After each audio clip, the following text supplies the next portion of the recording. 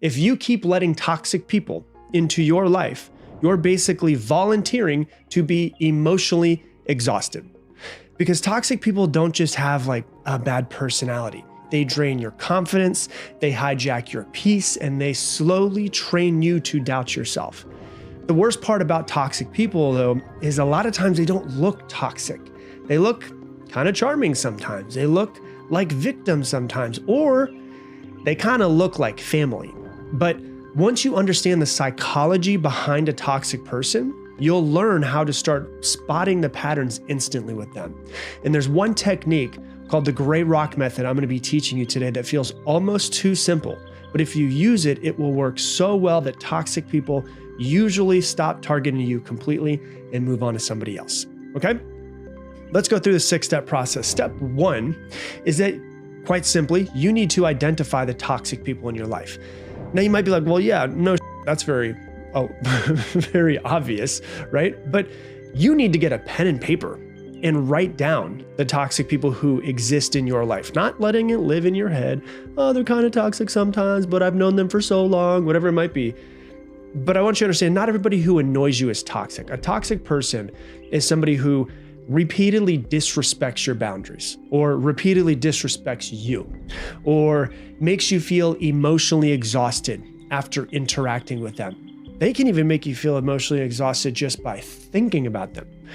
These are people who manipulate you, or they guilt trip you, or they gaslight you. They thrive on drama, they thrive on negativity, and they rarely take any responsibility for their own actions. So if somebody consistently makes you feel bad about yourself or drains your energy, it's time to put their name on that piece of paper, and it's time to rethink their role in their life. I don't care how long they've been around in your life. Your mental health is the most important thing that you have, okay? So I need you to take them and legitimately put their name on a piece of paper. We're going to list these people out, and we're going to make a plan for each person. Step 2 is you need to reduce time with the people who are on that piece of paper. Now, you don't have to cut people out completely, and sometimes that's not fully realistic. Like, you might have toxic coworkers. You can't fully get rid of them if you have to go to work with them. You might have toxic in-laws. You can't just never see them again because they probably have to come over for Christmas. But what you can do is you actually can get better at limiting your interactions and having a plan for those interactions to protect your mental health. So there's a couple different methods you can use. There's one of them that's called the fade out method. The fade out method is the idea of gradually spending less time with them. So instead of just going from like full on to nothing, like you gradually spend less time with them. So you're kind of like sneaking out so they don't even realize that you're spending less time with them. And we will be right back. Hey, I want to interrupt today's episode to tell you about my sponsor. It is me, myself. If you didn't know, I obviously have some coaching programs outside of the podcast to help you learn and grow and become a better version of yourself. Step-by-step programs and processes to help you become better in your life and create the life that you want. If you want to learn more about it, you can go to coachwithrob.com. Once again, coachwithrob.com. Check it out, and let's get back to the episode. You can start to take longer to respond to texts. You can be quote unquote busy more often, right? And you can tell them that you've got a lot going on with work, or that you're working hard on XYZ. And you slowly start decreasing time with them, and you slowly start decreasing communication, right? You're just gradually spending less time with them. You have to understand, you teach people how to treat you. You teach people how to talk to you. And that's why it's really important that you do this. Next thing you can do is start doing something called time blocking. If you must see them, like if it's a family member and you have to go to Thanksgiving, or you have to go to Christmas or Easter, or whatever it might be for you, whatever family event, schedule short visits with a very clear end time and communicate that end time and give a really good reason why that is. The next thing that I'll say around that too is that whenever you go into a interaction with this person, you need to always in the back of your mind have some sort of out. right? Have some sort of excuse why you can leave. And one of the things that I recommend is that anytime you're going to go and you have to be around these people is to drive yourself. Take your own car so that if you have to leave, you can leave and not rely on anybody else. If you do ride with somebody else, communicate with them. Hey, listen, this person's been really toxic. I'm trying to spend less time with them. If I give you the look or if I give you the code word, we're leaving. And then just you're planning how you're going to actually be interacting with these people. Okay, that's number 2.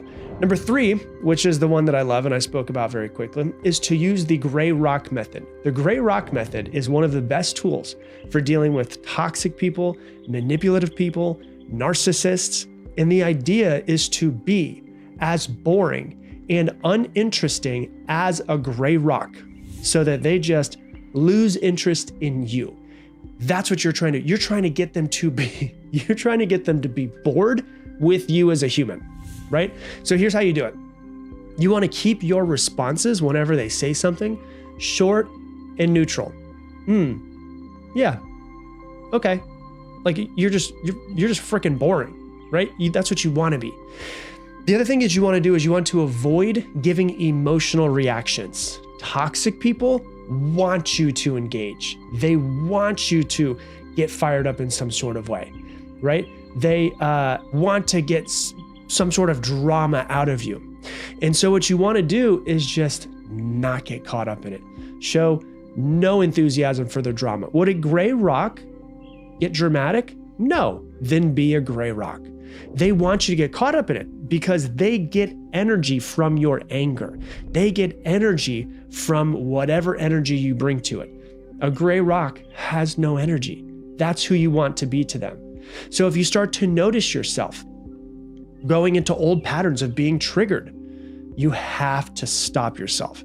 I've coached many people through this, especially with family members, is that they know how to trigger you and push your buttons better than anybody else in the world. You need to learn how to be a gray rock. You need to breathe through it.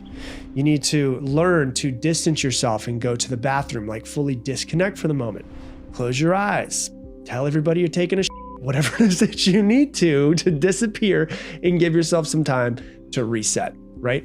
This method works really well with narcissists, with gossipers, with energy vampires. Remember this, the less entertaining you are, the sooner that they're going to move to someone else. They will be looking for someone else to suck the energy from, to get into drama, and to spill the tea, and to gossip. And if you're just sitting there and you're boring as can be, they're going to want to find somebody else. That's what you want to be. Okay. That's number 3. Number 4 is to get better at setting and enforcing boundaries. Toxic people love to push your boundaries. And that's why it's so crucial to set firm limits and to stick to them. Now, many people, I know a lot of people, especially like people pleasers, are terrible at setting boundaries. They've never set a boundary in their entire life. And so I like to make boundaries as simple as possible. Just a simple 3-step process, okay? Get out a pen and paper. Stop doing all this stuff in your head. If you notice I keep talking about pen and paper, get out your pen and paper. And I want you to get very, very clear on what your boundaries are. With this person, with other people, what you will do, what you won't do, everything. You need to get crystal clear on your boundaries, which is why you need to write them down. Because step number 2 is you need to communicate them clearly. If you can't write it down clearly, you will not be able to communicate it clearly. And if you don't communicate it clearly, that person will not understand. Okay, so the first thing you're gonna do is you're gonna get clear on your boundaries. The second thing you're gonna do is you're gonna communicate with your boundaries. And the third step of it is you need to stay firm on your boundaries. Just know, especially if you have a long history with this person, they will overstep your boundaries over again and over again and over again. Your job is not to get pissed off and to yell at them. Your job is to remind them of the boundary over and over and over again. It will take multiple times, 3 times, 5 times, 10 times. You have to understand that if they keep overstepping it, it's because they're trying to gain control of you and the situation. A boundary is not a suggestion. A boundary is a rule for how people can interact with you. If they cannot respect the boundary, they don't deserve your time. And so you need to actually start to think about boundaries this way. So like, here's what a boundary would look like in action, right? So if they come in and they're like, oh, you never make time for anymore, I guess I just don't matter, right?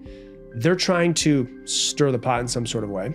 And so what you would just say is, hey, remember when I said I'm just protecting my mental health? Like, I just won't be available as often. I'm working on myself, right? That's you. Will have already gotten clear on your boundaries, you communicated boundaries, but now they're trying to overstep them again.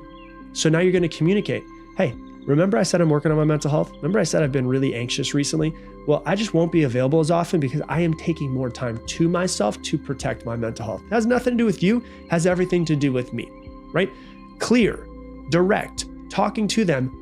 It's, I am in charge of what I do. And if you want to continue to have a relationship with me, you need to go with these boundaries, right? There are other things that they'll say is, oh, tell me everything that's going on with XYZ, like insert drama here, whatever drama that is. And what you would say, like, oh, tell me everything that's happening in your relationship with your husband. What's Bill been doing recently? Because they want to hear the tea and they want to just gossip about it. It's like, hey, remember when I told you a few months ago, like, I'm not talking about my relationship with Bill anymore. I'm not comfortable talking about this. And so we're just not going to, right? So it's like you're reminding them of what you said before in the past, and you're clearly communicating with them. No, we're not going to do that. And they're going to want to hear about it and overstep it over and over again. It's like, hey, I'm not going to talk about my relationship with Bill, whatever it might be, right? Another example would be like, oh, they come in and because toxic people love to do this, right?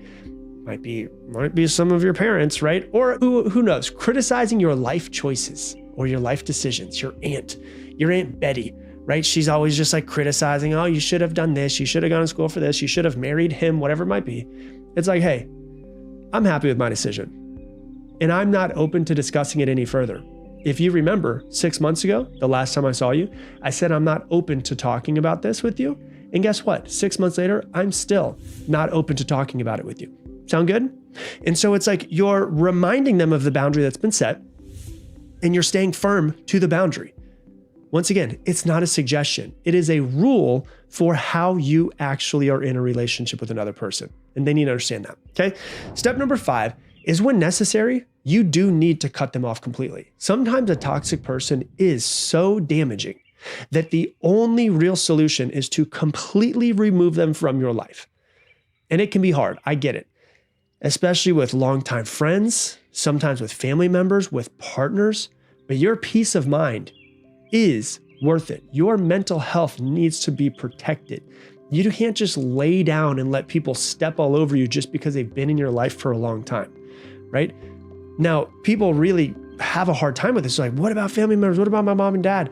I've heard the worst of the worst things that could possibly exist, being in this industry for over 20 years now, of what people in their family have done to them, what people have done to their parents have done to them, all of this stuff. And people just, if you're like, oh my God, I can never cut out a family member, you don't understand what some people's family have actually done to them. It's crazy. And so I'm just going to say, I'm going to give you permission. If somebody is so damaging to you, I am giving you permission to cut them out of your life if you need to, right? If you need to go no contact, block them on social media and your phone. You don't need to give any explanations. Tell mutual friends or tell other family members if necessary. Like, hey, I'm stepping away from this person because X, Y, and Z, right? And then just here's the thing, resist the urge to explain. Like, they will not accept your reasoning anyways. You just have to be Houdini and disappear. Just exit. If someone's abusive or manipulative or dangerous to your well-being, don't feel guilty about cutting ties with them. Your mental health always comes first. And then step number 6 is always remember to protect your energy moving forward. Now that you've set boundaries, now that you've distanced yourself, now that you've turned into a gray rock and go maybe no contact sometimes, it's time to focus on you. Like, surround yourself. Start to find ways to surround yourself with people who are positive people whose energy is contagious, people who want the best for you, people who challenge you to think bigger for yourself, to challenge you to grow yourself. Spend time with people who uplift you and support you. And start thinking about that, like on that same piece of paper, flip the next piece of paper. I don't want you to look at all the toxic people's names, but flip to the next piece of paper and like write down what type of people do you want to surround yourself with? Talk about the characteristics, their hobbies, what you want to do. Ask yourself, where are they? You could go to meetup.com, or you could go to networking events, or you could hang out with a good friend who you know is a really good person, who's trying to get better and trying to expand themselves and get better in every aspect of their life. Meet their friends, right? And then all in all, I just want you to understand that if you're the type of person who is a people pleaser and this type of stuff is hard, right? You've got to learn to say no. You don't have to please everybody. And this is, like I said, really big for people pleasers. People pleasing is something that you created in childhood as a safety mechanism to maybe not add to the chaos of the home environment that you lived in. But you don't live at home with your parents anymore. You're an adult. So it's time to break that pattern. Saying no is one of the biggest forms of self-respect. And so you've got to learn to trust your gut. If somebody gives you bad vibes, pay attention to that. Trust your intuition. It's a lot smarter than you actually think. Because dealing with toxic people, looking at it, is not about fixing them. We're not asking to fix anybody. I'm asking you to protect yourself. Some people thrive on negativity and drama and manipulation. And that's their business. That's not yours. Your peace is what you should work on. Guard it fiercely. And so, got a question for you. Who's the first person that came to mind when you started thinking about this? The first person when you said, oh, toxic people, I'm going to click on this episode. I want you to think of that person. I want you to write down their name, and I want you to think of one boundary that you could set with them today. Hey, thanks so much for watching.